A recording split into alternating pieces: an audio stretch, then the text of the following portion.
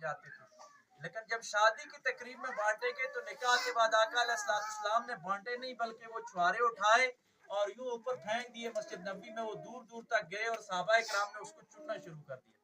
یہ جو ہم ڈولی کے اوپر پیسے پھینکتے تھے یہ ایک بدعت ہو گئی، لیکن اس کی ابتدا ہم نے وہاں سے لی کہ حضور علیہ السلام نے ان حالات میں کھجور تقسیم نہیں کی بلکہ ایک سیلیبریشن کے طور پہ کیا کہ تاکہ ان کے اندر تھوڑا خوشی کے بھی لمحات آ جائیں، تو آپ نے پھینکا اس طرح کہ تاکہ صحابہ کرام آپس میں گیٹ ٹوگیدر کر لیں، وہ چھوٹی چھوٹی خوشیاں ہوتی تھی۔ تو ہم توحید اور رسالت کے ساتھ اگر شادی کی تقریبات اس طرح کریں تو یہ ہمارے لیے باعث